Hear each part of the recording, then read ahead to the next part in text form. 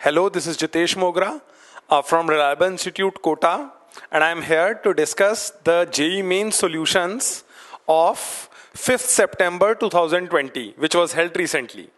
Okay, chemistry का जो section है उसका डिस्कशन मैं यहाँ पे कर रहा हूँ. Let us talk about that. First question जो उन्होंने पूछा हुआ था, एज आप देख सकते हैं यहाँ पे, ठीक है. इस क्वेश्चन के अंदर हमसे पूछा हुआ है कि ये जो 4 रिएक्शंस हमको दिए हुए हैं, we are being asked which of these is representing the water gas shift reaction. ये क्या होता है एक बार देखते हैं. वैसे ही जो क्वेश्चन है ये हाइड्रोजन नाम का जो चैप्टर है एनसीईआरटी क्लास 11th के अंदर पार्ट 2 में ये वाला चैप्टर है, वहां से लिया हुआ है. Just see this, the first reaction if I deal with here, एक बार देखते हैं what is the reaction given. देखें एक बार, CO गैस का रिएक्शन उन्होंने स्टीम के साथ करवाया हुआ है at 673 kelvin in presence of a catalyst, and they are saying कि जो इससे प्रोडक्ट बनकर आ रहा होगा that will B CO2 gas, और साथ में हाइड्रोजन गैस बनकर आ रही होगी. ठीक है, this is the first option that I am dealing with. ये जो फर्स्ट ऑप्शन है ना, इसी को ही हम क्या बोल रहे होते हैं, basically water gas shift reaction बोलते हैं. ठीक है, आप एनसीईआरटी पढ़ के वाली चीज आराम से जान सकते हैं कि हाइड्रोजन के प्रोडक्शन को इंक्रीज करने के लिए हम इस रिएक्शन का यूज करते हैं. इस रिएक्शन के थ्रू हम क्या करवाएंगे, हम CO को ऑक्सीडाइज करवाएंगे CO2 के अंदर in presence of iron chromate as catalyst. Iron chromate को एज कैटलिस्ट यूज किया जाता है, जिसके कारण हम देखेंगे CO2 में कन्वर्ट हो जाएगा. बाद में हम CO2 को एब्जॉर्ब करवा लेते हैं, एज अ रिजल्ट हाइड्रोजन का प्रोडक्शन क्या होएगा, इंक्रीज होकर आ जाएगा. So this first option only comes out to be the correct option. This is the first option and luckily this is the correct option. ठीक है, अब बात करते हैं यहां पे सेकंड और थर्ड ऑप्शंस को. अगर आप देखेंगे तो आपको ये पता चलेगा कि these are actually the production reactions of water gas. Second और थर्ड आप देखें, इससे क्या बनकर आ रहा है, CO और H2 का मिक्सचर बनकर आ रहा है, और CO और H2 का mixture we know it is called water gas. तो हम बोल सकते हैं सेकंड और थर्ड रिएक्शन से क्या बनकर आ रहा है, वाटर गैस प्रोड्यूस होकर आ रही है. और अगर मैं बात करूं चौथे रिएक्शन में, तो आप देखें यहां पे CO प्लस N2 का मिक्सचर बनकर आ रहा है, दैट इज प्रोड्यूसर गैस. तो बेसिकली हम ये वाली बात बोल सकते हैं कि अपने पास में सेकंड, थर्ड और फोर्थ इनकरेक्ट ऑप्शंस रहेंगे. The only correct option is going to be the first option. So this is the water gas shift reaction in presence of iron chromate catalyst. This reaction is carried out. Let us now discuss question number 2. Just see this. ये जो question है हमारे सामने, this is based on Lee Chatelier principal. Chemical equilibrium का एक question है. आपको एक रिवर्सिबल रिएक्शन दिया हुआ है एंड आपसे ये पूछा जा रहा है कि टेम्परेचर इंक्रीज करने के बाद में या कुछ और चेंजेस करने के बाद में इक्विलिब्रियम किस डायरेक्शन में शिफ्ट होएगा, रिएक्टेंट्स की तरफ शिफ्ट होएगा, प्रोडक्ट्स की तरफ शिफ्ट होएगा. इस टाइप का एक क्वेश्चन पूछा गया है. तो try to understand this question now. The reaction given to us is, देखें एक बार, क्वेश्चन नंबर 2 का मैं डिस्कशन कर रहा हूं. The reaction given to you is N2O4 gas in equilibrium with twice NO2 gas. ठीक है, अब आप देखिए यहां पे जो इन्होंने बात बोल रखी है, इन्होंने डेल्टा H को पॉजिटिव दिया हुआ है. Delta H0 is given as positive. आपको समझ में आ रहा होगा कि डेल्टा H0 पॉजिटिव है, इसका मतलब हम मानेंगे कि फॉरवर्ड रिएक्शन जो है वो एक एंडोथर्मिक रिएक्शन है, और जो बैकवर्ड रिएक्शन हमारे पास है that is going to be the exothermic reaction. ठीक है, अब एक बार देखते हैं कि इन्होंने क्या चेंजेस करे हैं, और ली चैटलियर प्रिंसिपल का इस्तेमाल हम करेंगे ताकि हम ये प्रेडिक्ट कर पाएं कि इक्विलिब्रियम किस डायरेक्शन में शिफ्ट होएगा as a result of the change being brought about. Okay, तो देखते हैं. देखिए पहला चेंज जो इन्होंने किया हुआ है, just see that, A part के अंदर मैं चेंज की बात कर रहा हूं. इन्होंने बोला हुआ है टेम्परेचर को हमने क्या कर दिया है, डिक्रीज कर दिया है. Just see this, they are saying that temperature उन्होंने क्या किया हुआ है, डिक्रीज किया हुआ है. अब अगर आप ली चैटलियर प्रिंसिपल यहां पे अप्लाई करेंगे तो आपको पता चलेगा टेम्परेचर डिक्रीज करने के कारण क्या होकर आता है, हम बोलते हैं रिएक्शन जो है वो एक्सोथर्मिक साइड की तरफ जाने की कोशिश करता है. अब एक्सोथर्मिक साइड कौन सी है, आपको पता है forward side is endothermic, backward side is exothermic. इसका मतलब रिएक्शन किधर शिफ्ट होएगा, बैकवर्ड साइड की तरफ शिफ्ट होएगा, मतलब रिएक्टेंट्स की तरफ शिफ्ट होता हुआ देखा जाएगा. तो बेसिकली हम बोल सकते हैं टेम्परेचर अगर हमने डिक्रीज किया तो क्या होगा, हम बोल सकते हैं रिएक्शन शिफ्ट्स बैकवर्ड्स और बैकवर्ड्स का मतलब किधर शिफ्ट होकर आ जाएगा, टुवर्ड्स रिएक्टेंट शिफ्ट होकर आ जाएगा, टुवर्ड्स रिएक्टेंट। ओके, अब दूसरा ऑप्शन देखते हैं। इन्होंने बी पार्ट, एक और पार्ट यहां पे दिया हुआ है, इसको भी अपने को एनालाइज करना रहेगा। बी पार्ट के अंदर ही हमसे क्या बात कर रहे हैं देखना, इन्होंने N2 गैस ऐड करी है कंटेनर के अंदर, जिसके कारण प्रेशर बढ़ गया, and they are saying that the temperature is remaining constant. Now let us see this one. Okay, देखिए अपने पास में हमने क्या किया हुआ है, हम बोल सकते हैं कि N2 गैस इंसर्टेड। अगर हमने N2 गैस इंसर्ट कर दी है कंटेनर के अंदर, ठीक है, ये देखिए गैसियस इक्विलिब्रियम है, इसका मतलब हम बोल सकते हैं ये पक्का एक क्लोज्ड वेसल के अंदर ही स्टैब्लिश होकर आया होगा, अदरवाइज तो गैसेस बाहर एस्केप आउट कर जाएंगी। इसका मतलब हम बोल सकते हैं ये क्लोज कंटेनर के अंदर हो रहा है। अब बताइए, अगर क्लोज कंटेनर के अंदर हम N2 गैस ऐड करते हैं, ध्यान रखें N2 एक काफी नॉन रिएक्टिव गैस होती है, बहुत ज्यादा अच्छे से रिएक्ट करने की टेंडेंसी नहीं रखती। तो बेसिकली यहां हम देखेंगे N2 ना तो इससे रिएक्ट करेगी ना इससे रिएक्ट करेगी। इसका मतलब हम क्या इमेजिन कर सकते हैं, यहां पे हम मान सकते हैं कि बेसिकली क्या हुआ है, this is actually addition of inert gas. देखिए इनर्ट गैस का मतलब हम सिर्फ नोबल गैस नहीं मान के चल रहे हैं, ऐसी गैस जो रिएक्शन में के किसी भी कंपोनेंट से रिएक्ट ना करे, हम उसे क्या मान सकते हैं, इनर्ट गैस मान सकते हैं। अगर ऐसा है तो मैं बोल सकता हूं N2 गैस यहां इनर्ट गैस की तरह काम करेगी, और हमने वही किया है, क्या, addition of inert gas at constant volume. अब मुझे बताएं, अगर हमने addition of inert gas at constant volume किया है तो हम क्या बोल सकते हैं, यहां हम देख सकते हैं कि अपने पास इक्विलिब्रियम किस डायरेक्शन में शिफ्ट होकर आएगा। वी नो इक्विलिब्रियम में कोई शिफ्ट नहीं देखा जा रहा होता है अगर इनर्ट गैस कांस्टेंट वॉल्यूम पे ऐड करी जाए तो बेसिकली हम ये देख सकते हैं यहां पे अपने पास में addition of inert gas at constant volume के कारण क्या होकर आएगा, तो I am simply saying that no shift in equilibrium will be observed. देखिए पहले पार्ट के अंदर हमने बोला इक्विलिब्रियम किधर शिफ्ट करेगा, टुवर्ड्स रिएक्टेंट शिफ्ट कर रहा होगा। दूसरे पार्ट के अंदर हमने बोला no shift in equilibrium will be observed. You can see हम लोगों ने दो बार ली चैटलर प्रिंसिपल अप्लाई किया। अ गुड क्वेश्चन, आपको दोनों कॉन्सेप्ट्स का आइडिया होना चाहिए, टेम्परेचर के साथ चीजें कैसे वेरी करती हैं और इनर्ट गैस ऐड करने पे चीजों का कैसा वेरिएशन होता है। अगर ये दोनों चीज आप अप्लाई कर लें तो आप पहले पार्ट दूसरे पार्ट को क्लियरली एनालाइज कर सकते हैं, and then you can select the correct option.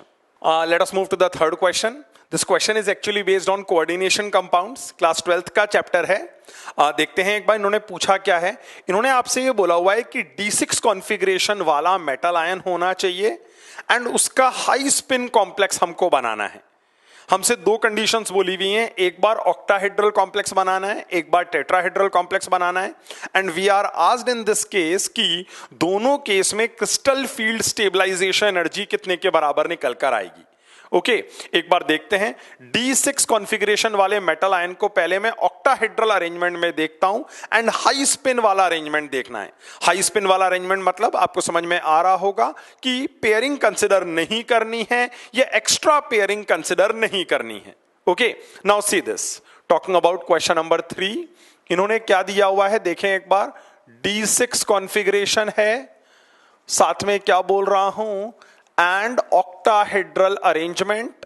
साथ में मैंने ये भी बोला है कि हमको कैसा कॉम्प्लेक्स बनाना है, हाई स्पिन वाला कॉम्प्लेक्स बनाना है। अब देखते हैं एक बार यहां पे क्या होएगा। Just see what is going to be the electronic configuration. आपको पता है अगर ऑक्टाहेड्रल कॉम्प्लेक्स है और हम यहां पे CFT अप्लाई करें, देन हमको पता है लोअर एनर्जी ऑर्बिटल्स जो हमारे पास होंगे वो होंगे T2G orbitals, higher energy orbitals जो होंगे वो EG वाले ऑर्बिटल्स होंगे। अब देखते हैं इनके अंदर इलेक्ट्रॉन्स कैसे फिल किए जाएंगे। Just see that if I am filling electrons here, तो आपको ये समझ में आना चाहिए कि इलेक्ट्रॉन्स यहां पे हाई स्पिन के कॉरस्पॉन्डिंग 6 इलेक्ट्रॉन्स भरने।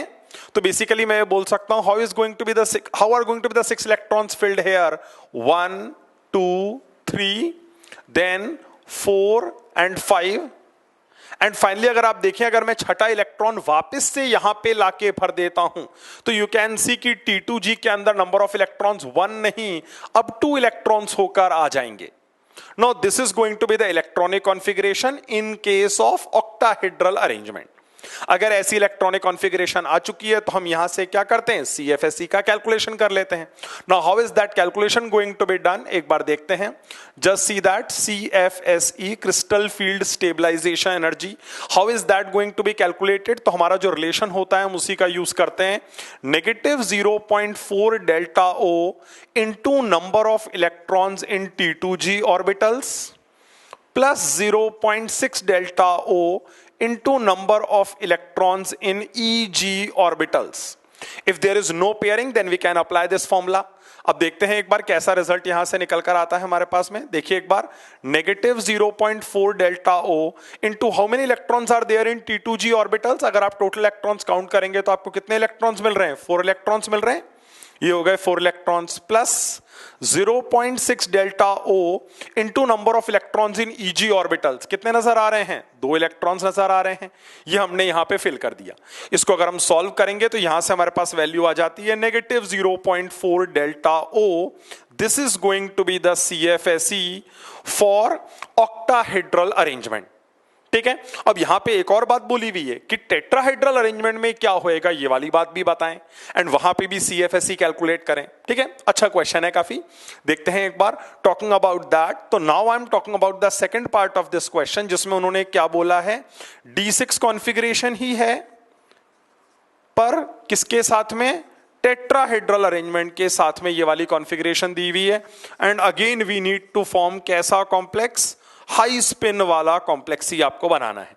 अब देखिए एक बार, यहां पे अगर हम इलेक्ट्रॉन फिलिंग की बात करें तो आपको पता है टेट्राहेड्रल का splitting pattern is opposite as compare to octahedral. Tetrahedral के केस में क्या होएगा, हम बोल सकते हैं जो E वाले ऑर्बिटल्स होंगे वो नीचे होंगे और T2 वाले जो ऑर्बिटल्स होंगे वो ऊपर होंगे. अगर ऐसा है तो देखिए अपने पास में what is going to be the filling order. पहले इलेक्ट्रॉन E में जाएंगे, बाद में इलेक्ट्रॉन T2 में जा रहे होंगे. Now if this is the case, तो आप देखिए आपको 6 इलेक्ट्रॉन्स यहां पे भी फिल करने हैं. 6 इलेक्ट्रॉन्स हम कैसे फिल करेंगे, just see this, 1 2 then 3 4 5. And जैसा कि मैंने बोला कि छठा इलेक्ट्रॉन आपको वापस से E वाले ऑर्बिटल में फिल करना पड़ेगा. अगर ऐसा है तो बताइए यहां पे कितने इलेक्ट्रॉन्स हो जाएंगे, एक की बजाय 2 इलेक्ट्रॉन्स होकर आ जाएंगे. Now this is going to be the electronic arrangement. अब हम क्या करते हैं, यहां पे भी CFSE का फॉर्मूला अप्लाई करते हैं और कैलकुलेशन करते हैं. How is that going to be done, देखते हैं एक बार. ये देखिए CFSE टेट्राहेड्रल कॉम्प्लेक्सेस के लिए जब CFSE कैलकुलेट करते हैं तो what is going to be the relation, देखें एक बार. We have the relation as -0.6 delta T into number of electrons in E orbitals plus 0.4 delta T into number of electrons in T2 orbitals. ये formula हम apply कर सकते हैं यहां पे.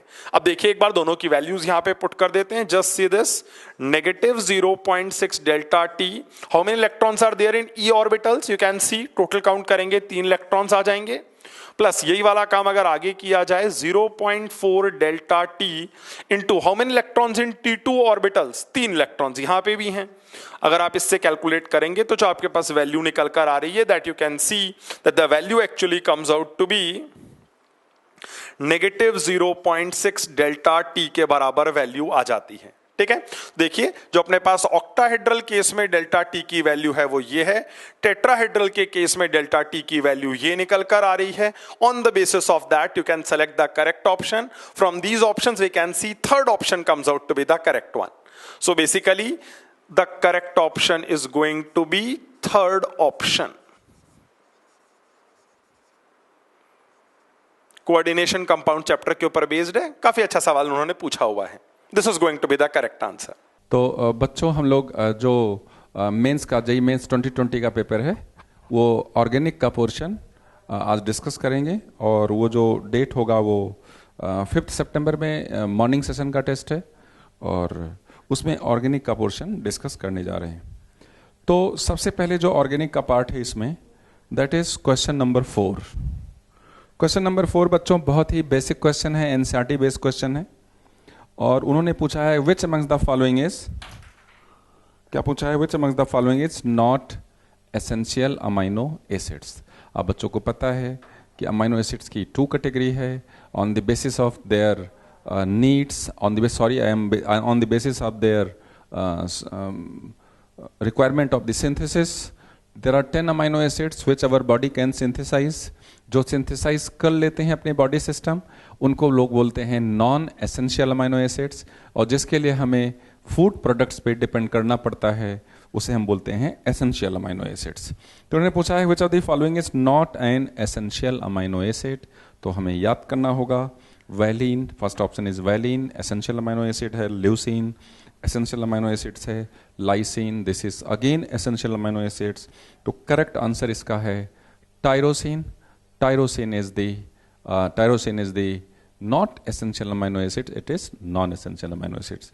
तो क्वेश्चन नंबर 4, अगर हम क्वेश्चन नंबर 4 का आंसर की बात करें तो इसका जो करेक्ट आंसर है ऑप्शन डी है, और इसका आंसर है टायरोसिन. बेटा नेक्स्ट जो ऑर्गेनिक का क्वेश्चन है that is question number 5. Question number 5,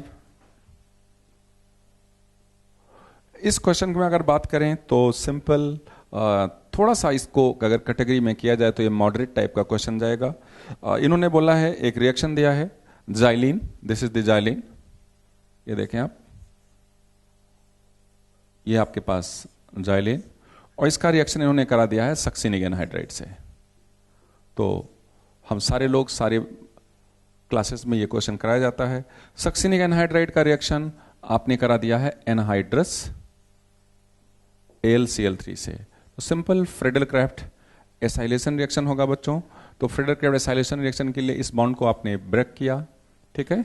अब इस दो मिथाइल ग्रुप में कौन डायरेक्ट करेगा? कोई एक मिथाइल ग्रुप डायरेक्ट करेगा. ऑर्थो इन पैरा डायरेक्टिंग, ऑर्थो मेटापेरा चाहे यहां पे अटैक करा दीजिए, ऑर्थो मेटापेरा चाहे यहां पे अटैक करा दीजिए. यानी इस कार्बोनिल ग्रुप को इस कार्बन से आप बच्चों ने कनेक्ट कर दिया.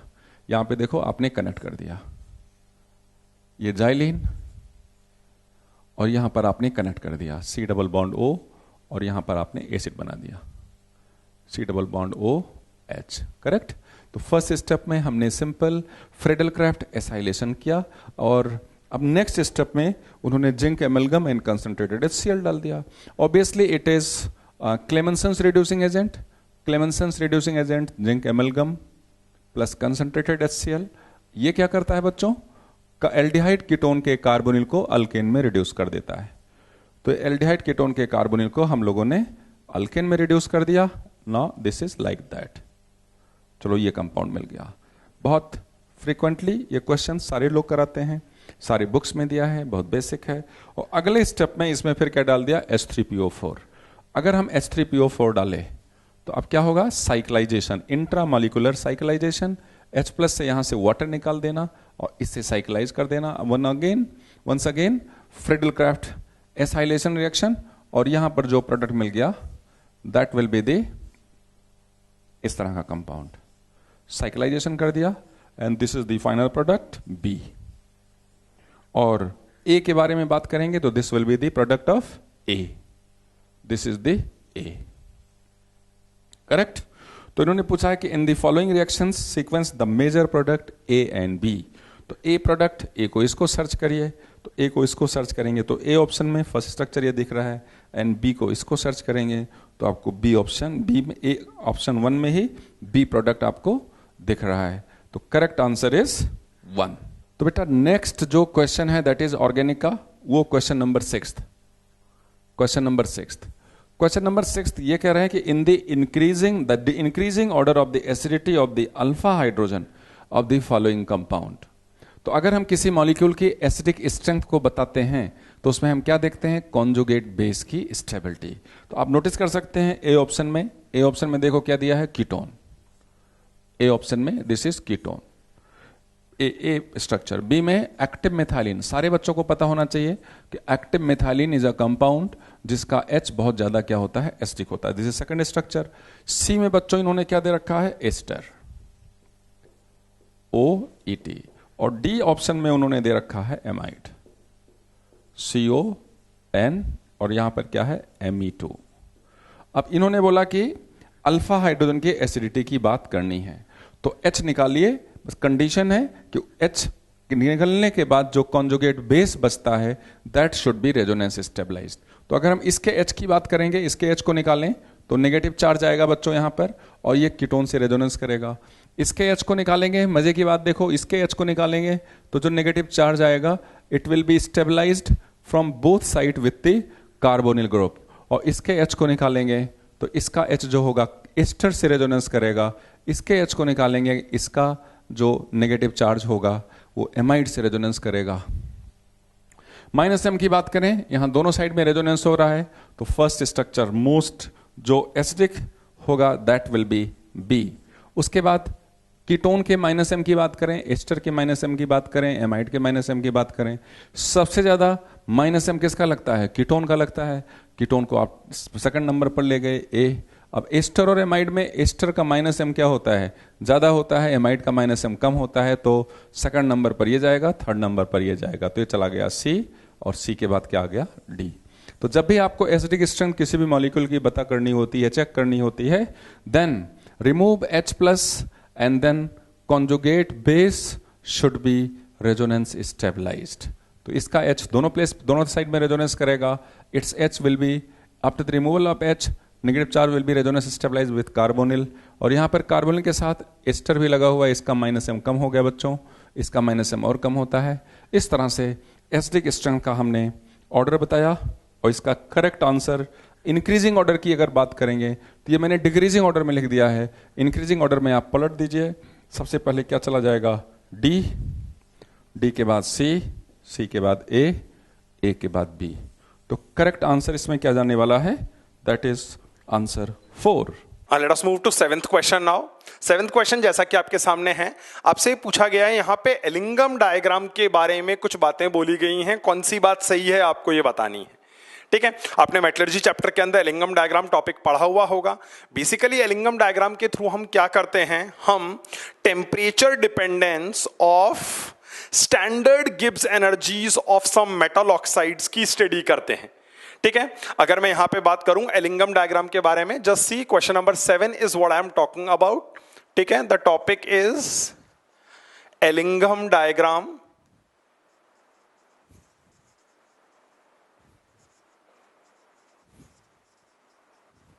एलिंगम डायग्राम में बेसिकली होता क्या है? काफी लोगों को शायद ये वाली बात ध्यान होगी कि basically it is delta G naught या delta G F naught versus temperature in kelvin का एक ग्राफ प्लॉटेड रहता है। इसके अंदर हमारे पास जीरो लाइन एक इस तरीके से मेंशन रहती है, एंड हम देखते हैं कि कुछ मेटल ऑक्साइड्स का जो ग्राफ है वो इस तरीके से मूव करता हुआ रहता है, and then it moves like this. इस टाइप के ग्राफ हमारे पास बनकर आते हैं। ठीक है, तो बेसिकली एलिंगम डायग्राम आपको क्या बताने वाला है? तो what I am talking about it talks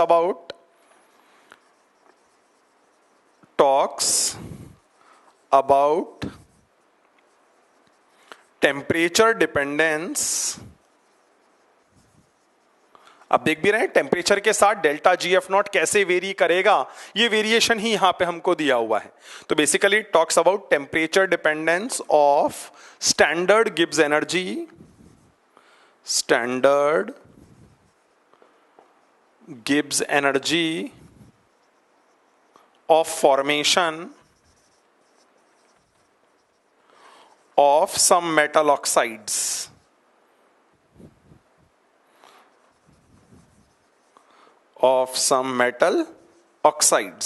जैसा कि आप देख सकते हैं थर्ड ऑप्शन के अंदर ये वाली बात लिखी हुई है। तो बेसिकली तो वैसे अपन डायरेक्टली बोल सकते हैं कौन सा ऑप्शन सही आ जाएगा? थर्ड ऑप्शन हमारे पास सही निकल कर आ जाएगा। एलिंगम डायग्राम के बारे में अगर हम कुछ और बात करें तो आपको यह भी पता है यहां पे कि हम यहां से क्या प्रेडिक्ट कर पाते हैं, हम रिड्यूसिंग एजेंट कौन सा यूज किया जा सकता है, किस टेम्परेचर रेंज में यूज किया जा सकता है for the reduction of given metal oxide, उसका आइडिया भी हमको किससे लगकर आ जाता है? एलिंगम डायग्राम से लगकर आ जाता है। मोस्ट कॉमनली हम इसको कार्बन या सीओ रिड्यूसिंग एजेंट्स के लिए यूज करते हैं, एंड किस टेम्परेचर रेंज में हम कार्बन को यूज कर पाएंगे या किस टेम्परेचर रेंज में हम सीओ को यूज कर पाएंगे एज अ रिड्यूसिंग एजेंट, वो जानकारी भी हम कहां से निकाल पाते हैं? एलिंगम डायग्राम से निकाल पाते हैं। ठीक है, तो that is what is about Ellingham diagram. यहां पे अगर हम देखें तो जो थर्ड ऑप्शन है वो सही ऑप्शन निकल कर आ जाएगा।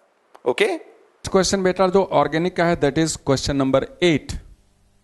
क्वेश्चन नंबर 8, इस क्वेश्चन में which of the following derivatives of alcohol is unstable in an aqueous base?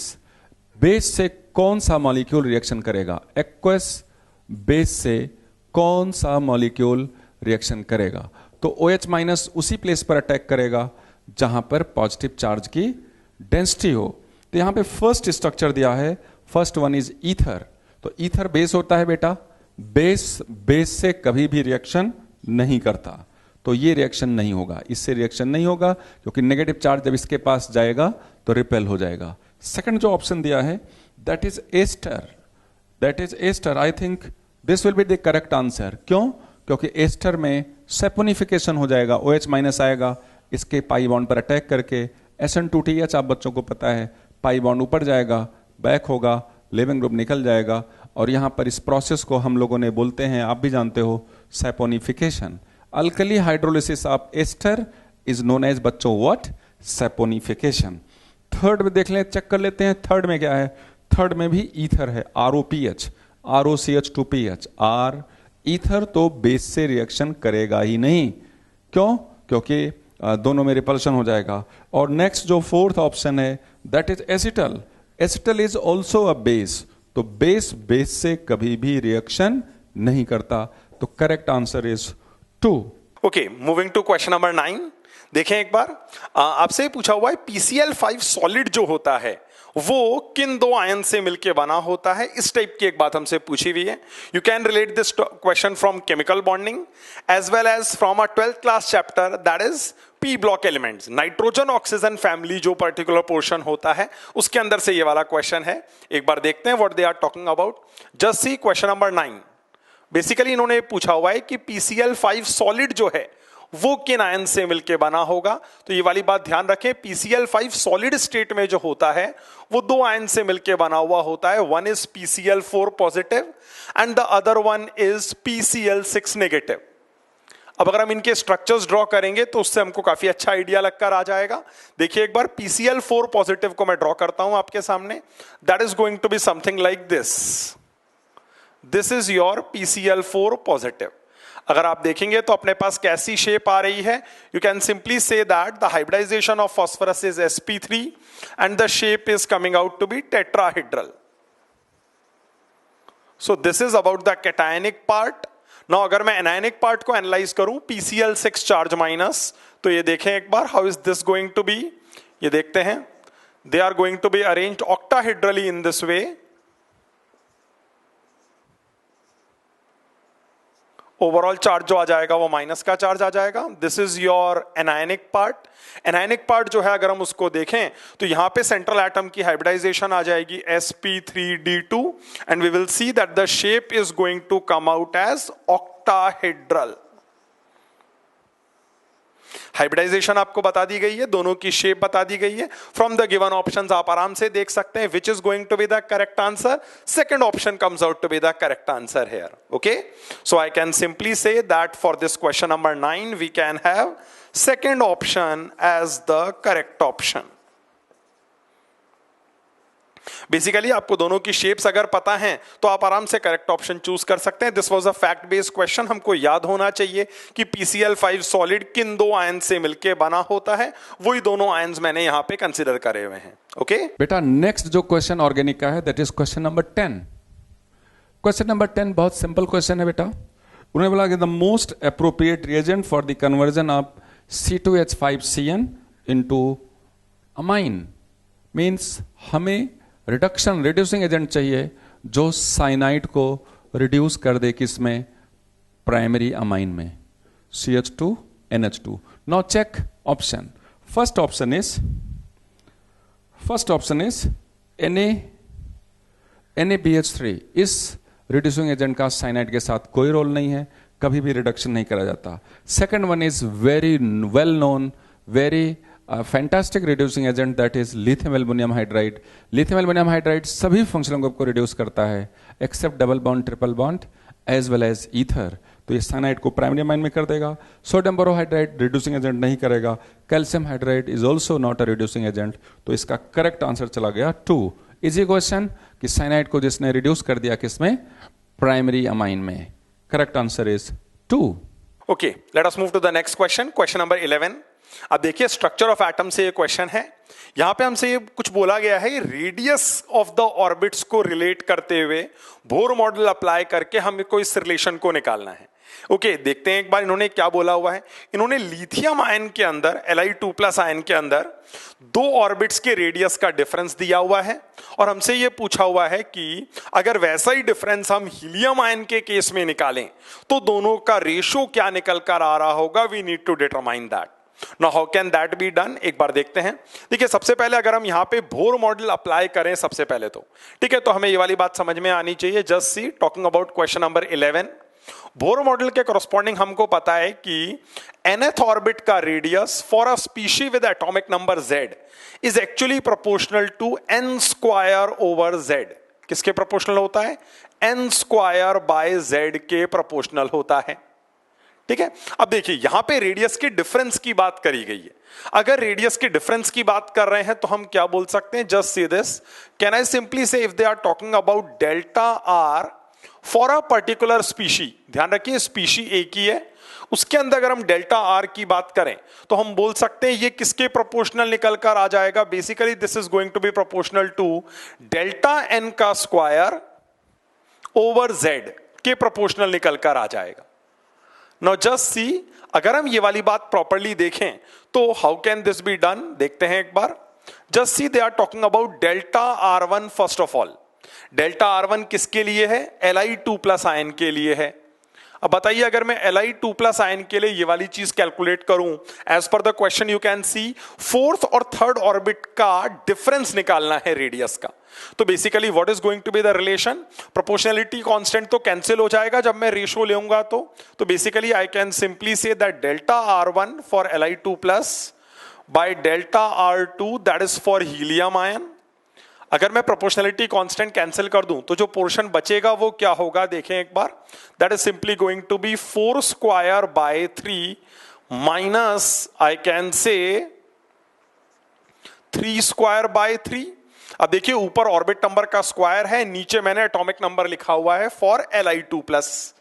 यही वाला काम अगर हम यहां पे कर दें डिनोमिनेटर के अंदर, then what is going to be the relation? तो इस बार अपने पास आ जाएगा 4 square by 2 minus 3 square by 2।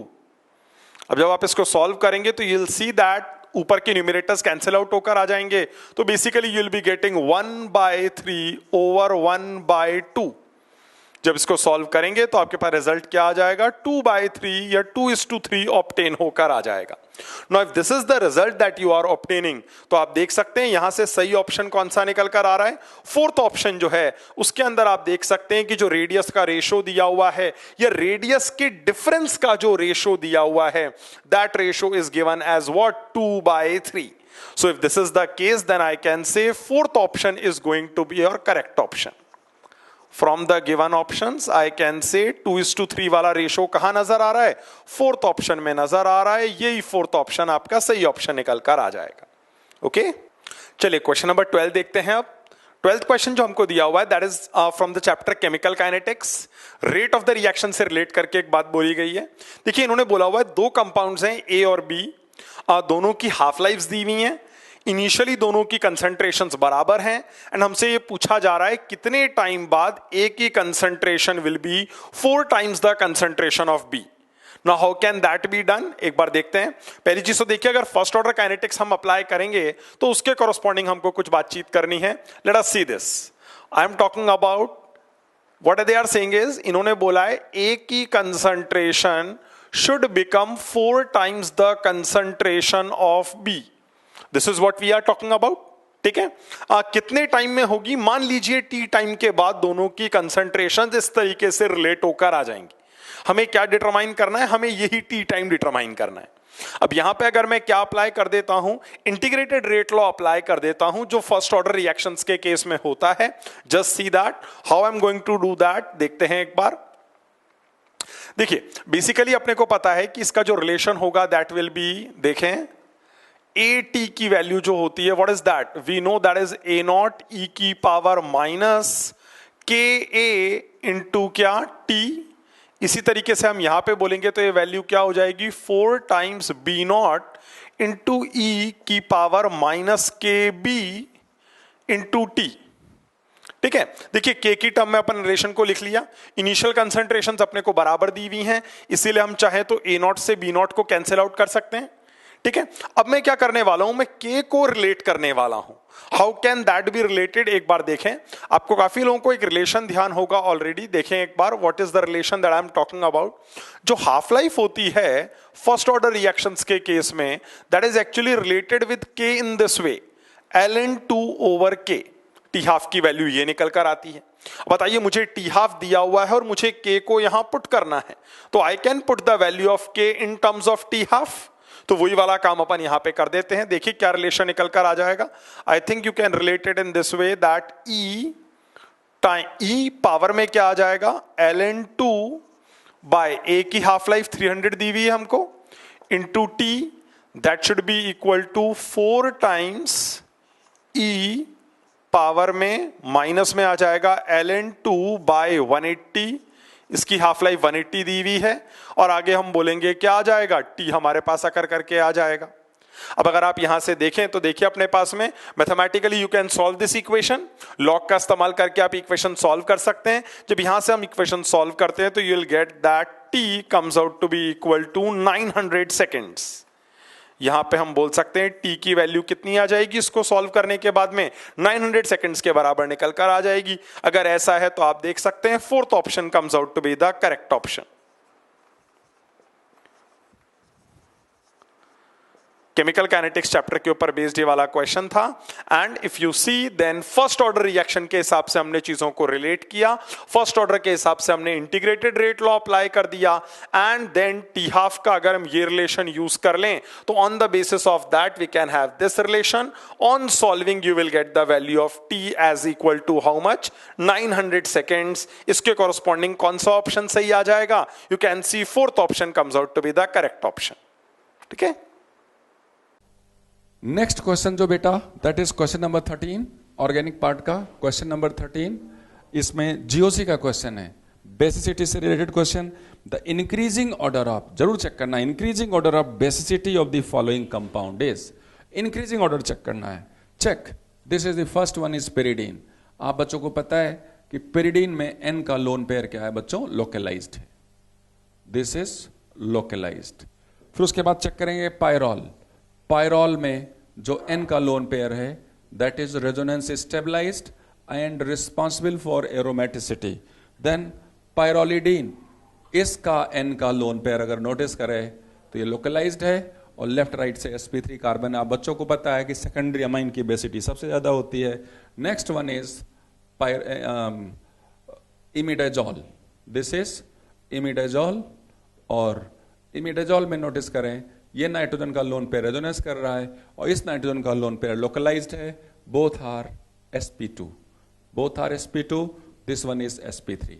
तो इसमें से पहले आप लीस्ट बेसिक पता करें।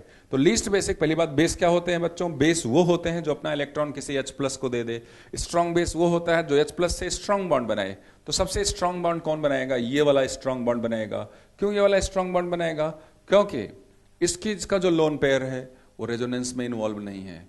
तो इसको आपने क्या किया, सबसे टॉप पर कर दिया, सी को आपने सबसे टॉप पर कर दिया। अब सी के बाद अगर हम नोटिस करें, सी के बाद इसके बाद इस एन के लोन पेयर और इस एन के लोन पेयर में इसका लोन पेयर रेजोनेंस स्टेबलाइज्ड है, इनफैक्ट रिस्पॉन्सिबल फॉर एरोमेटिसिटी। तो बी की एरोमेटिसिटी तो क्या हो गई, लीस्ट हो गई। तो मोस्ट हो गया, लीस्ट हो गया। अब इन दोनों को चेक करें, इन दोनों में इसका भी लोन पेयर लोकलाइज्ड है, इसका भी लोन पेयर लोकलाइज्ड है। हियर अगेन sp2 हाइब्रिडाइजेशन, यहां पर भी sp2 हाइब्रिडाइजेशन है, लेकिन यहां पर ये +m कर रहा है, तो यहां पे थोड़ी इलेक्ट्रॉन डेंसिटी ज्यादा होगी और यहां पे इलेक्ट्रॉन डेंसिटी कम होगी। तो आप बच्चों ने बी के बाद जो सेकंड लास्ट में आपने किया ए, और ए के बाद आपने क्या कर दिया, डी। तो करेक्ट आंसर चेक करना है। आपको पास बी की बेसिसिटी क्या हो गई, सबसे इंक्रीजिंग ऑर्डर पूछा है तो बी की बेसिसिटी सबसे कम हो गई, फिर ए गया, ए गया क्योंकि यहां पर लोकलाइज्ड है, ए के बाद डी, डी में लोकलाइज था बट ये +m इलेक्ट्रॉन बढ़ा रहा था, and this is the sp3 hybridized, and due to the sp3 hybridized C की बेसिसिटी क्या हो गई, सबसे ज्यादा। तो अगर हम -i की बात करें तो -i आप बच्चों को जरूर पता होगा कि sp2 का -i ज्यादा होता है और sp3 का कम होता है। तो sp3 पर n ज्यादा फ्रीली प्रेजेंट होगा, for overlapping with H plus, so C is the most basic structure. तो करेक्ट आंसर इसका क्या चला गया? 4. Moving to this next question, अगला सवाल जो हमको दिया हुआ है आप देखें, this is based on surface chemistry. Surface chemistry जो हमारा चैप्टर रहता है उसके ऊपर बेस्ड है. इन्होंने कोलॉइड से रिलेटेड एक क्वेश्चन हमसे पूछा एंड दे आर आस्किंग कि अगर हम एक सर्फेक्टेंट का एक्वा सॉल्यूशन लें तो CMC मतलब क्रिटिकल मिसिलर कंसंट्रेशन पे उसका बिहेवियर कैसा आएगा या सॉल्यूशन के अंदर पार्टिकल्स किस तरीके से अरेंज रहेंगे, हमें ये वाली बात बतानी है. ठीक है, अब बाय डेफिनेशन आप ये वाली बात जानते हैं कि क्रिटिकल मिसिलर कंसंट्रेशन पे क्या होकर आता है. वी ऑलरेडी नो कि इसी कंसंट्रेशन पे मिसिल फॉर्मेशन होती है. तो जो सोप मॉलिक्यूल्स हैं या सर्फेक्टेंट मॉलिक्यूल्स हैं, these start coming into the solution and ये लोग एक मिसिल जैसा स्ट्रक्चर फॉर्म कर लेते हैं. तो अगर हम डायग्राम की फॉर्म में देखें कि किस तरीके का रिप्रेजेंटेशन निकल कर आएगा, तो just see this, how is going to be the arrangement, देखते हैं एक बार. जस्ट सी, इन्होंने सबसे पहले आपको एक सरफेस दी हुई है, वाटर सरफेस. ठीक है, अब आपको पता है यहां पे जो सोप मॉलिक्यूल्स हैं या सर्फेक्टेंट मॉलिक्यूल्स हैं, what they are saying is कि इनका एक पोलर पार्ट है और साथ में इनका एक नॉन पोलर पार्ट है. They are arranged in this way. इन्होंने डायग्राम के अंदर ये वाली बात या क्वेश्चन में ये वाली बात बोली हुई है, this is the polar part and this is the non polar part. अब देखिए, अगर ये दो पार्ट्स यहां पे हैं तो मैं ये बोल सकता हूं कि लाइक डिसॉल्व लाइक के नेचर के कारण क्या होगा, ये जो नॉन पोलर पार्ट है ये पानी से दूर रहने की कोशिश करेगा. तो बेसिकली हम बोल सकते हैं कि कुछ सोप मॉलिक्यूल जो सरफेस पे होंगे उनका हाइड्रोकार्बन वाला पार्ट तो बाहर होगा, पोलर वाला पार्ट अंदर होगा. इस तरीके से हम उनको इमेजिन कर सकते हैं. देखिए, वो इस तरीके से अरेंज्ड होंगे सरफेस पे. तो और क्रिटिकल मिसिल कंसंट्रेशन आ चुकी है, इसीलिए हम बोल सकते हैं कुछ मॉलिक्यूल्स क्या कर लेंगे, मिसिल फॉर्मेशन कर लेंगे. अगर कुछ मॉलिक्यूल्स ने मिसिल फॉर्मेशन कर लिया तो basically how will they be arranged, तो हम बोल सकते हैं कि वो इस तरीके से अपने पास अरेंज होकर आ जाएंगे. Now if they are arranged in this way and they are forming a micelle, तो हम बोल सकते हैं कि गिवन ऑप्शंस में से अगर हम सारे डायग्राम को देखें तो आप देख सकते हैं डी वाला जो डायग्राम है वो एग्जैक्टली सी के जैसा नजर आ रहा है. अगर ऐसा है तो आई कैन से D diagram would be correct. And D वाला डायग्राम कौन से ऑप्शन के अंदर दिया हुआ है, आप देखें डी वाले डायग्राम का जो ऑप्शन है that is the third option. So we can say that in this question कौन सा ऑप्शन सही निकल कर आएगा, थर्ड ऑप्शन हमारे पास सही निकल कर आएगा. तो here I can say that third option is going to be the correct option. This is going to be the correct option. Okay?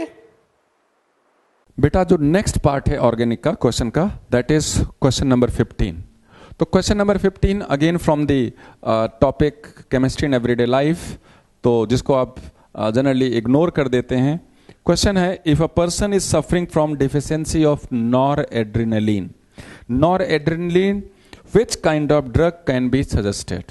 तो noradrenaline is a drug which is secreted by the adrenal glands. तो noradrenaline का काम क्या है कि noradrenaline क्या करता है, मूड चेंज को अच्छा करता है. मूड चेंज मतलब आपको हैप्पीनेस होता है, आपको फील गुड होता है.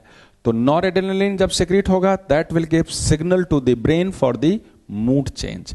अब सपोज कि due to the any reason noradrenaline जो न्यूरोट्रांसमीटर है, if that will be metabolised, तो कंसंट्रेशन नॉरएड्रेनालिन का क्या हो जाएगा सिस्टम में, ऑर्गेनिक सिस्टम में कम हो जाएगा. इस तरह से जो मूड चेंज होता है अच्छेपन का, अच्छे होने का, वो मूड चेंज की जो इफेक्ट की जो एक्टिविटी है वो एक्टिविटी क्या हो जाएगी, कम हो जाएगी. और आदमी कहाँ चला जाता है, person is will go into the depression. In such persons antidepressant are given. तो इफ नॉरएड्रेनालिन के प्रॉब्लम से, डिफिशियंसी से जो प्रॉब्लम क्रिएट होता है उससे डिप्रेशन होता है, तो इसलिए उसे सीधे सीधे उन्होंने एंटी डिप्रेसेंट का नाम भी नहीं पूछा है. Which medicine is given, that is known as noradrenaline. तो एंटी इन्फ्लेमेटरी, यू नो, जब चोट वोट लग जाती है तो एंटी इन्फ्लेमेटरी देते हैं. एनल जैसे कि पेन किलर, एंटीहिस्टामिन, जो कफ कोल्ड, इन सब चीज़ों के लिए रिस्पॉन्सिबल है.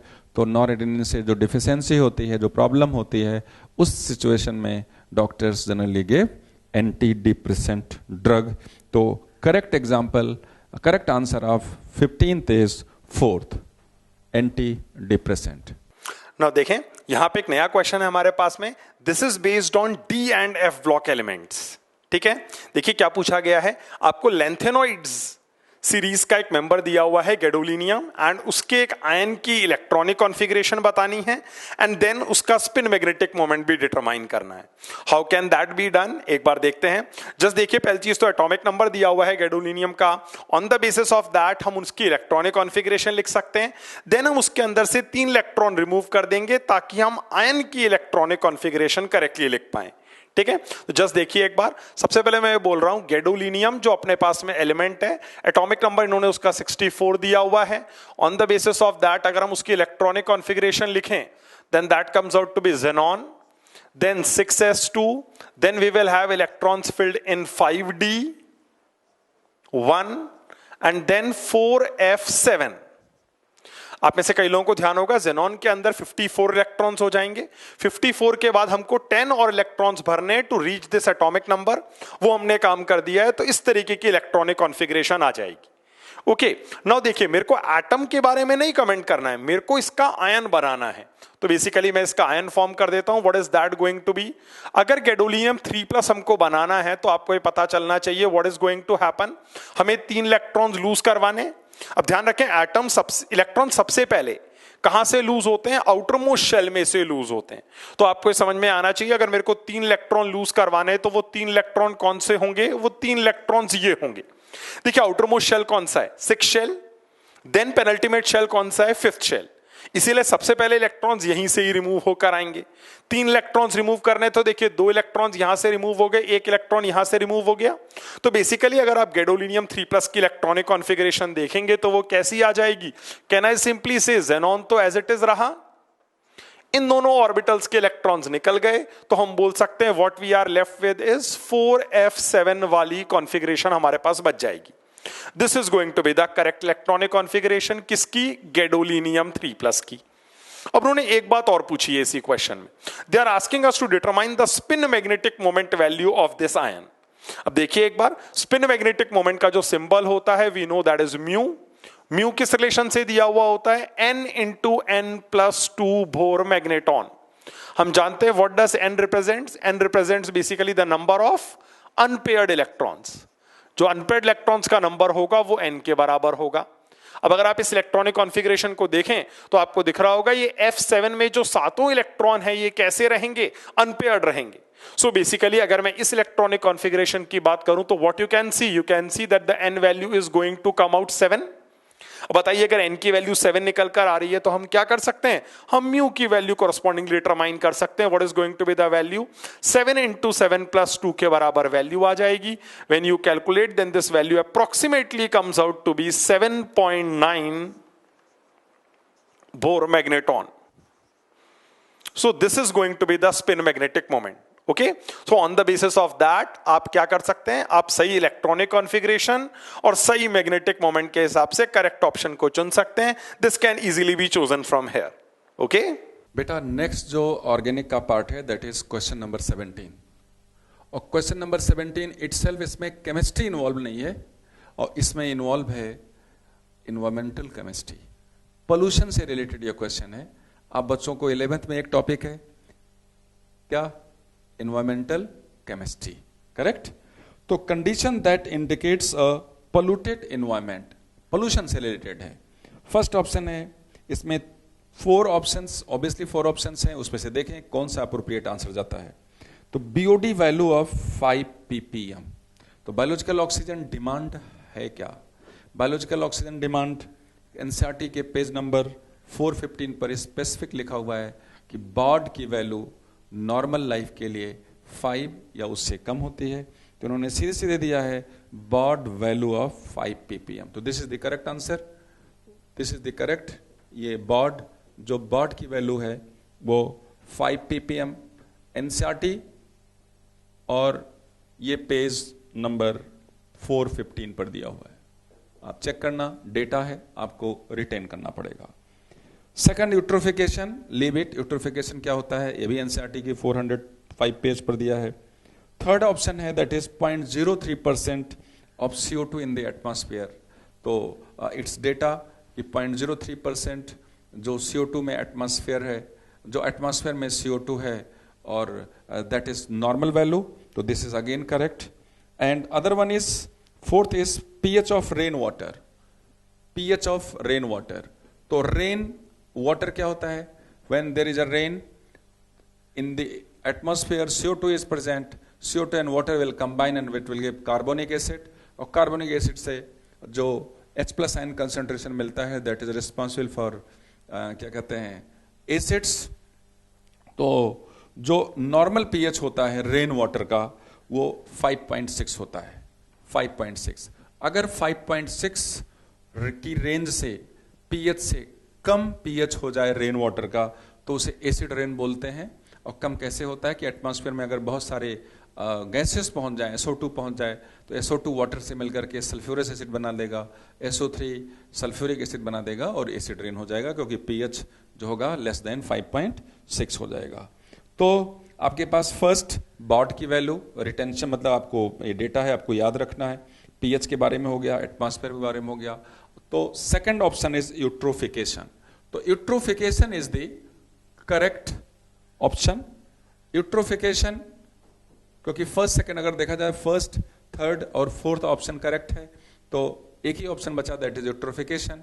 यूट्रोफिकेशन आप इन्वायरमेंटल केमिस्ट्री में पढ़िए। Eutrophication is itself responsible for the, it is a process which is responsible, which indicates that there is a pollution in the water. Okay, let us move to the 18th question. 18th question के अंदर इन्होंने क्या पूछा हुआ है अपने से?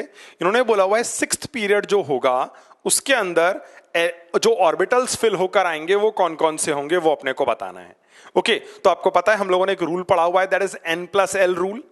हम बोलते हैं कि ऑर्बिटल्स किस ऑर्डर में फिल होते हैं? Increasing order of n+l values के ऑर्डर में फिल होकर आते हैं। ओके, अब देखिए इन्होंने बोला हुआ क्या है अपने को, they are talking about sixth period. ये देखें एक बार, सिक्स्थ पीरियड की बात हमसे करी जा रही है। सिक्स्थ पीरियड आपको पता है कहां से स्टार्ट होकर आएगा?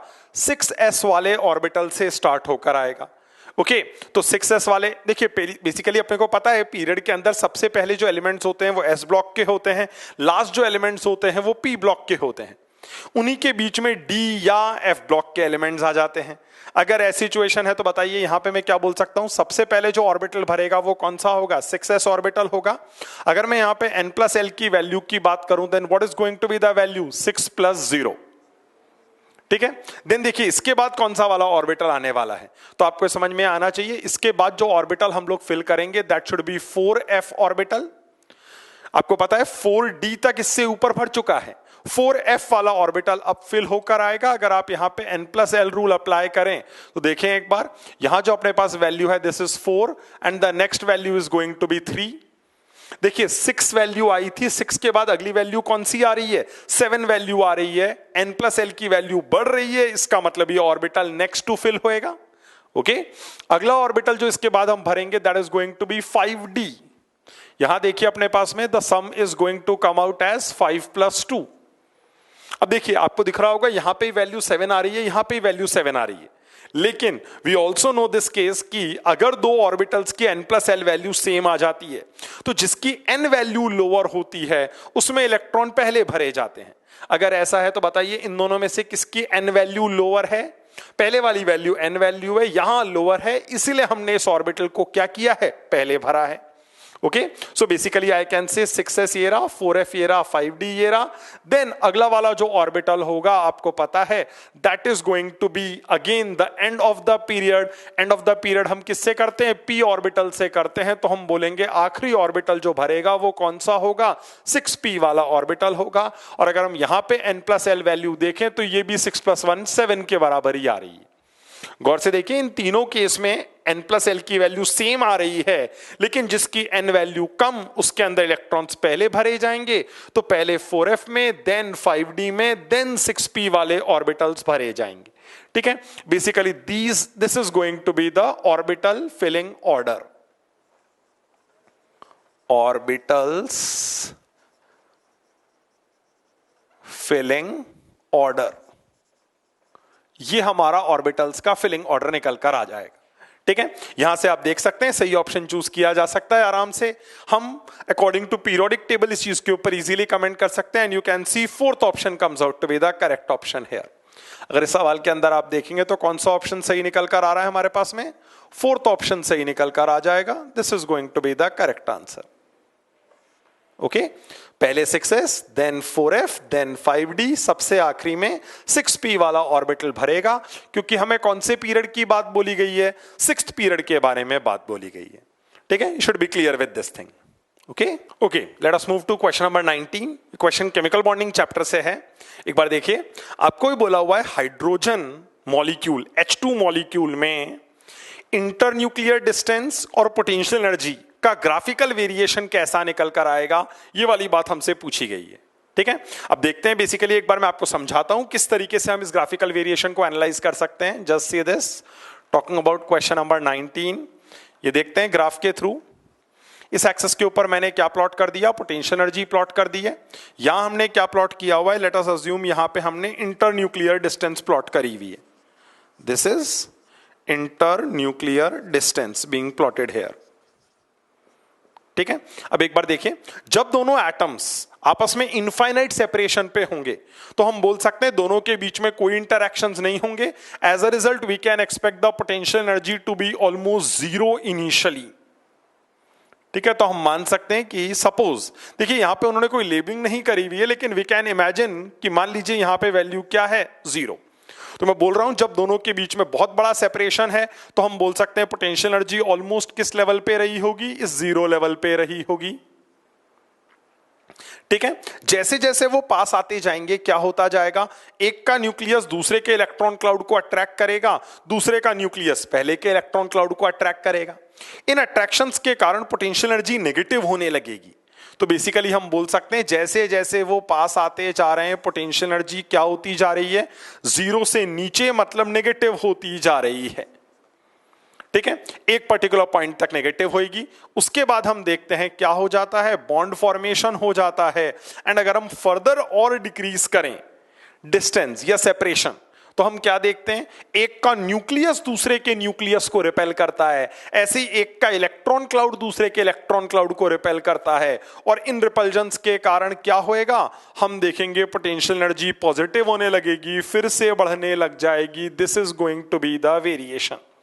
ओके, तो बेसिकली अगर हम इस ग्राफ को क्वालिटेटिवली देखें कौन से ऑप्शन के अंदर दिया हुआ है तो we can see the correct option. हमें यह पता चलना चाहिए शुरू में क्या होगा?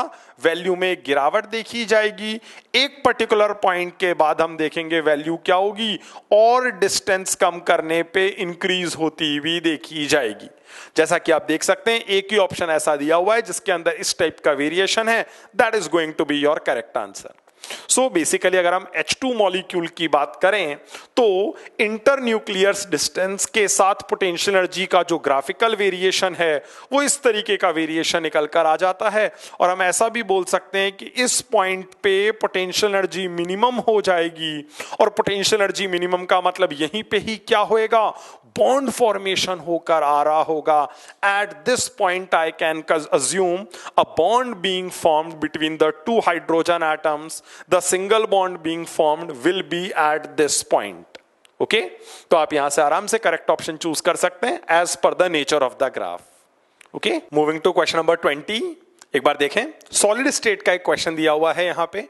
इन दिस हमें डेंसिटी दी हुई है और हमें यह बोला गया है कि ये जो सब्सटेंस है इसके गिवन मास में कितने नंबर ऑफ मॉलिक्यूल्स होंगे ये हमको डिटरमाइन करना है। ठीक है, तो सबसे पहले हम क्या करेंगे? सॉलिड स्टेट के बीसीसी अरेंजमेंट को कंसिडर करते हुए अपने सब्सटेंस का मॉलिक्यूलर मास डिटरमाइन करेंगे। फिर उसके ऊपर हम मोल कंसेप्ट अप्लाई करेंगे जिससे हमको गिवन मास के अंदर क्या पता चलेगा? नंबर ऑफ मॉलिक्यूल्स पता चलेंगे।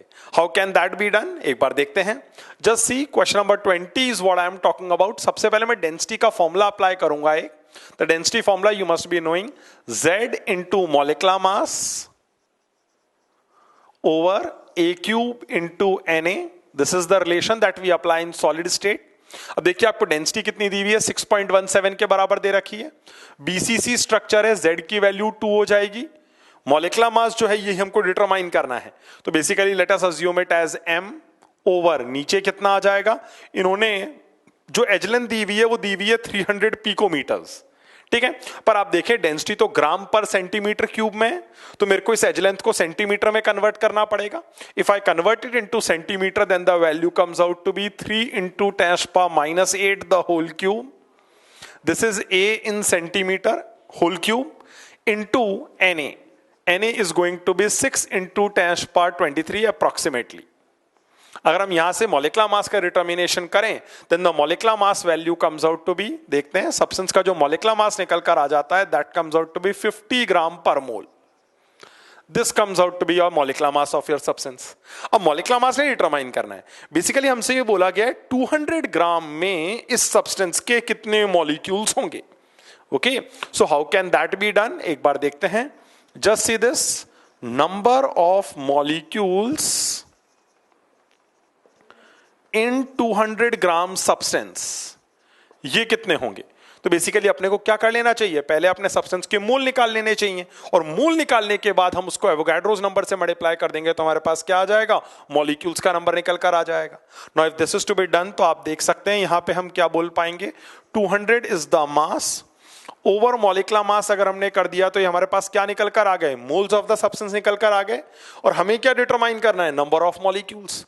मोल से नंबर ऑफ मॉलिक्यूल्स कैसे डिटरमाइन करे जा सकते हैं, तो you can simply multiply this value by the Avogadro's number that is Na। तो हम बोल सकते हैं यहां पे हमारे पास सही आंसर क्या निकल कर आ जाएगा, on solving we get 4Na as the correct answer. So हमसे नंबर ऑफ मॉलिक्यूल्स की संख्या पूछी गई थी, वो कितनी आ रही है, 4Na के बराबर निकल कर आ रही है। On the basis of that अगर आप ऑप्शंस देखते हैं तो you can see third option comes out to be the correct option.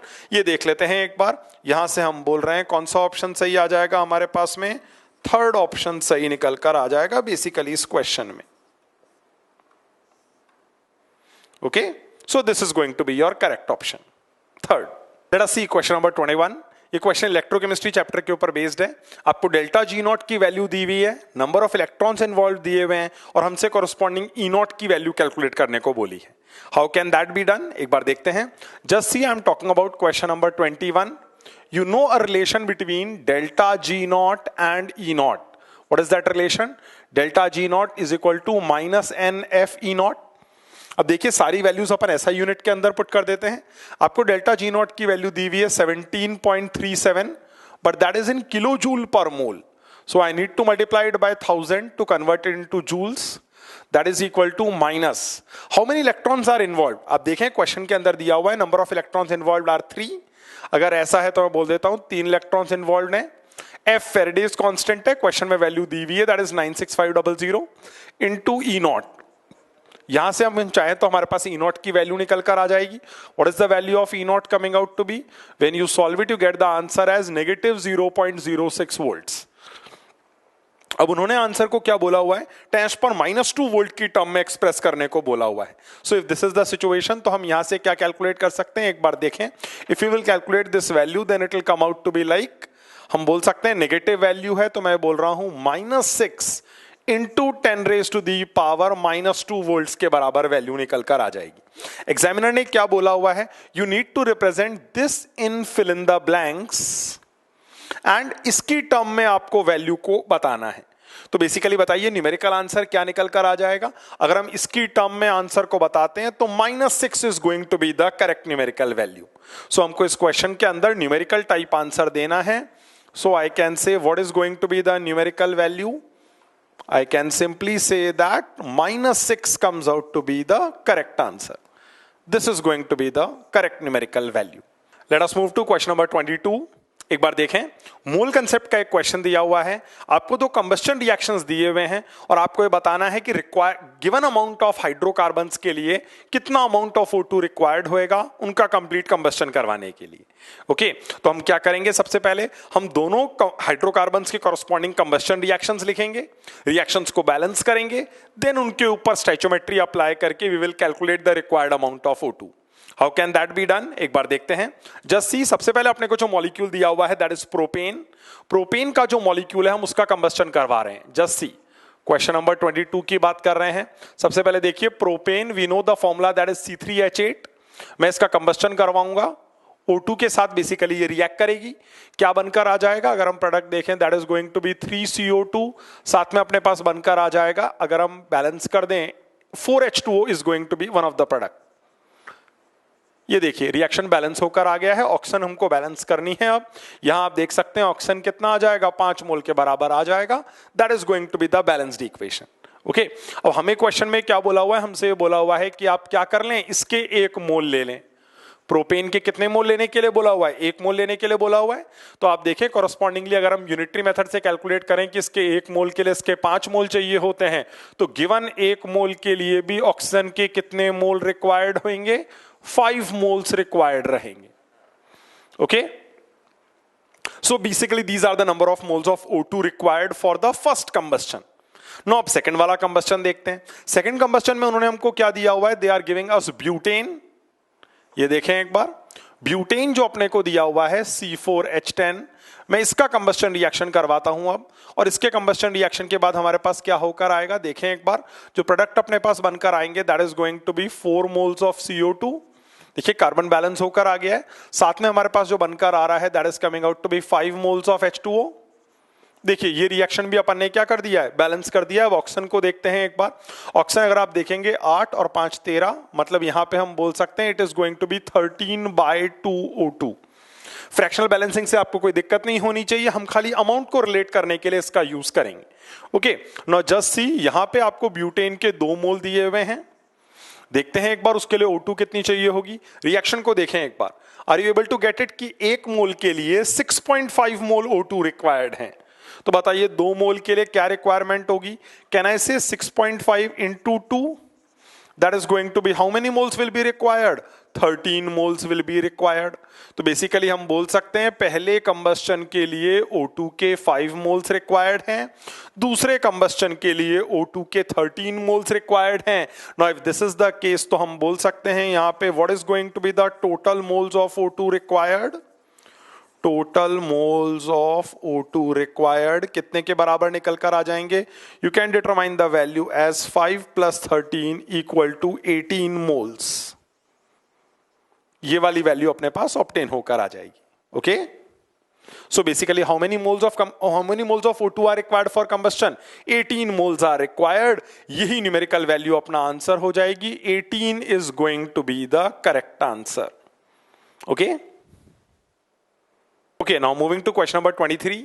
अब देखिए क्वेश्चन के अंदर क्या पूछा हुआ है। उन्होंने एक आयन दिया हुआ है EDTA4 negative, ethylene diamine tetra acetate ion, और हमसे ये पूछा गया है इसके अंदर नंबर ऑफ कोऑर्डिनेशन साइट्स कितनी होंगी, ये हमको बताना है। अब देखिए बेसिकली इस आयन का अगर हम स्ट्रक्चर ड्रॉ करें तो उसके कॉरस्पॉन्डिंग हमको आराम से पता चल जाएगा कि कितनी कोऑर्डिनेशन साइट्स होंगी। Let us see that. Moving to question number 23। The ion that we are talking about is EDTA4 negative. देखिए बेसिकली आयन कैसा होता है? Ethylene diamine and then tetra acetate. So basically we can simply say that this is your ethylene, then we have diamine 2 nitrogen, and then corresponding to that we are having 4 acetate ions attached like this.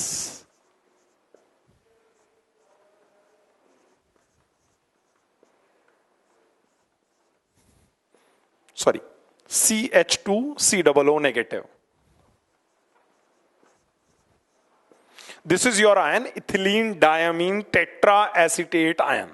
Okay, अब मुझसे ये पूछा हुआ है number of coordination sites कितनी है, मतलब ऐसी कौन कौन सी लोकेशन है जहां से कोऑर्डिनेट बॉन्ड डोनेट किया जा सकता है या लोन पेयर डोनेट किया जा सकता है to some particular central atom. Okay, तो आप देख सकते हैं ये जो नाइट्रोजन है ये डोनर एटम की तरह बिहेव करता है, ठीक है, ये नाइट्रोजन बिहेव करेगा, ऐसे ही हम देखते हैं ये वाला ऑक्सीजन बिहेव करेगा, ये ऑक्सीजन बिहेव करेगा, ये ऑक्सीजन बिहेव करेगा एंड ये ऑक्सीजन बिहेव करेगा। बेसिकली जहां जहां पे मैंने लोन पेयर्स दिखाए हैं ये सारे एटम्स क्या करेंगे? कोऑर्डिनेशन साइट्स की तरह बिहेव करेंगे। So basically if I count them तो हम बोल सकते हैं 1 2 3 4 5 और 6 कितनी कोऑर्डिनेशन साइट्स निकल कर आ रही हैं? 6 कोऑर्डिनेशन साइट्स हमारे पास ऑब्टेन होकर आ रही हैं। ये 6 लोकेशन से क्या किया जा सकता है? लोन पेयर डोनेट किया जा सकता है। किसे? सेंट्रल मेटल एटम को। सो बेसिकली अगर हमसे ये पूछा जा रहा है what is the number of coordination sites, तो I can simply say number of coordination sites कितनी निकल कर आ जाएंगी? अब देख सकते हैं व्हाट इज द नंबर, हमने काउंट किया अभी, 6 is coming out to be the number. ठीक है, काफी फेमस आयन है EDTA 4 नेगेटिव, उसके अंदर कितनी कोऑर्डिनेशन साइट्स निकल कर आ जाएंगी? 6 कोऑर्डिनेशन साइट्स निकल कर आ जाएंगी। बेसिकली इसीलिए हम इसको क्या बुला रहे होते हैं? We call it a hexadentate ligand. Ligands की मल्टीपल डेंटिसिटी देखी जा सकती है। यहां हम देख रहे हैं ये कैसे बिहेव कर रहा है? हेक्साडेंटेट लिगेंड की तरह बिहेव कर रहा है। Corresponding to that how many number of coordination sites? 6 is the number of coordination sites here. Okay बेटा, नेक्स्ट जो ऑर्गेनिक का क्वेश्चन है that is question number 24। Question number 24, question number 24, the number of chiral carbon present in the peptides isoleucine, arginine and proline। 3 amino acids का पहले structure पता होना चाहिए, उसको कंबाइन करके हमें ट्राइपेप्टाइड बनाना पड़ेगा, and then we have to check total number of chiral carbons। chiral carbon क्या होते हैं? Carbon is attached with 4 different atoms oblique groups, then such carbon is known as chiral carbon। तो सबसे पहले आइसोल्यूसिन, हमें isoleucine की बात करनी है। आइसोल्यूसिन, आइसोल्यूसिन, अर्जिनिन और प्रोलिन, पहले इनका स्ट्रक्चर हमें पता होना चाहिए। आइसोल्यूसिन का स्ट्रक्चर आप बच्चों को अल्फा अमाइनो एसिड में, ये अल्फा अमाइनो एसिड हो गया बेटा, यहां पर आइसोल्यूसिन में आपने सेकेंडरी ब्यूटाइल लगाया, ये देखो सेकेंडरी ब्यूटाइल है, this is isoleucine, NH2 isoleucine. Arginine, arginine में again it is alpha amino acid, NH2 C double bond OH, और यहां पर आपने अर्जिनिन के लिए जो बेसिक अमाइनो एसिड है this is NH2 C double bond NH और CH2 का whole thrice. Other one is proline. Proline is the amino acid, cyclic amino acids in which secondary amine group is present। ये हमारे पास हो गया, this is proline. दोनों को combine करना है और कंबाइन करके हमें क्या बनाना है? ट्राइपेप्टाइड बनाना है। तो इस एसिड को इस H2 से कनेक्ट कर दीजिए, इस एसिड को इस H2 से कनेक्ट कर दीजिए। कैसे कनेक्ट करेंगे? कनेक्ट करता हूं मैं।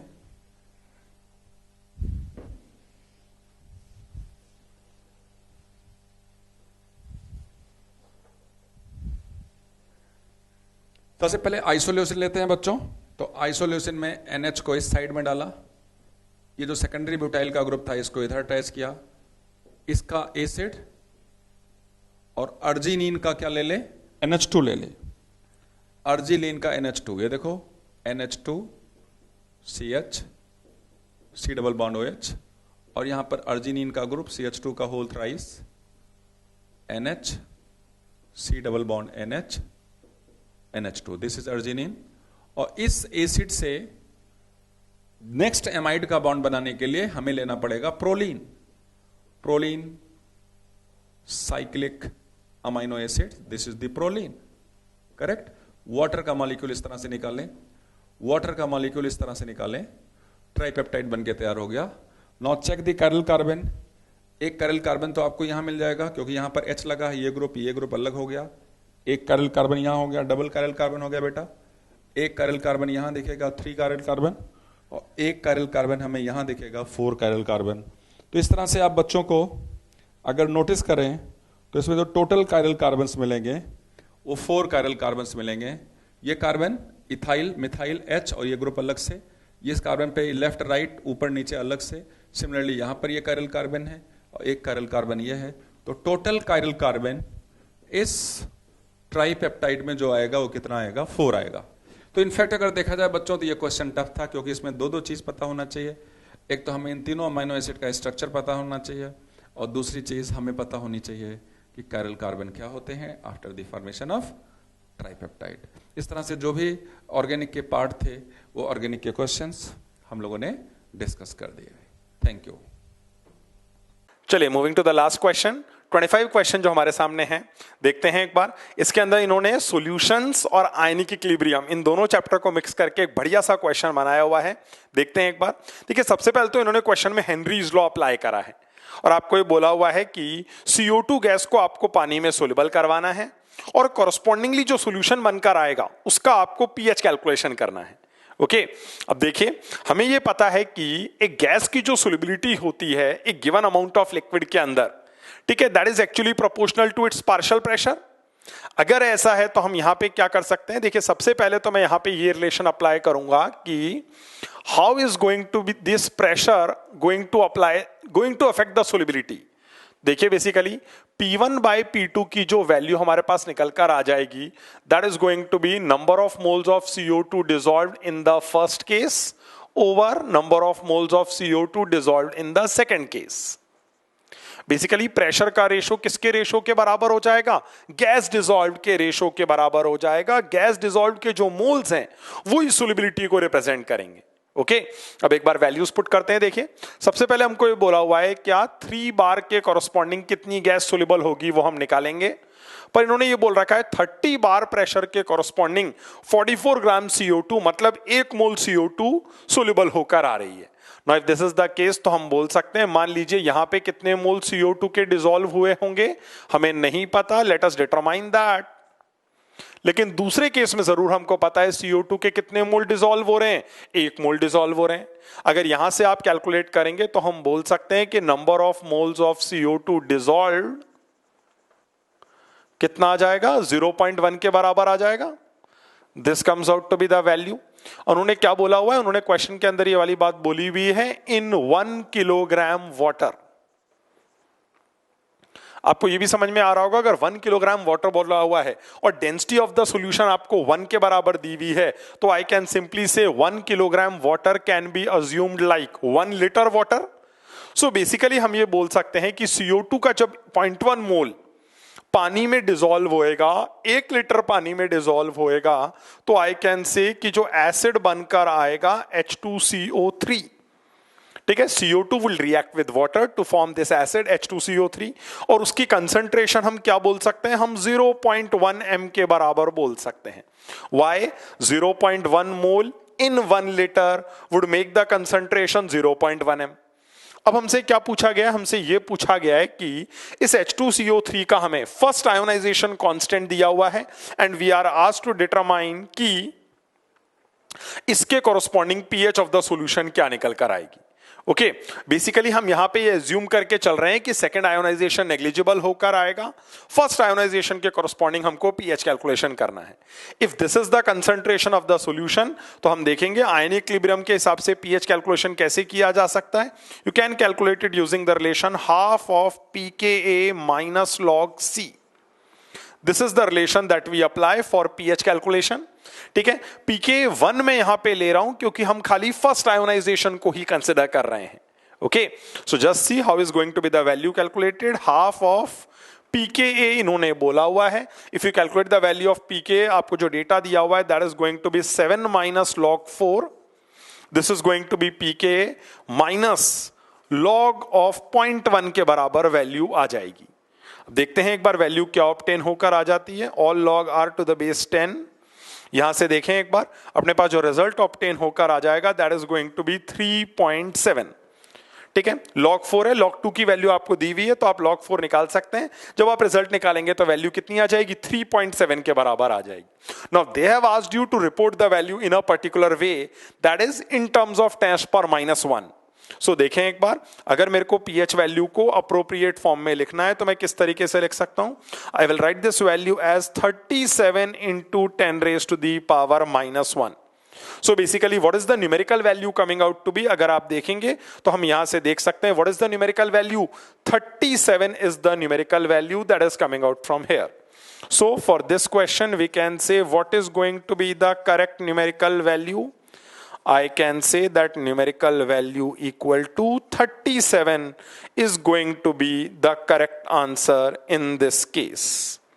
Okay, so basically you can see that the question number 25, the last question of the paper, has been solved and we get 37 as the numerical answer. Okay, thank you.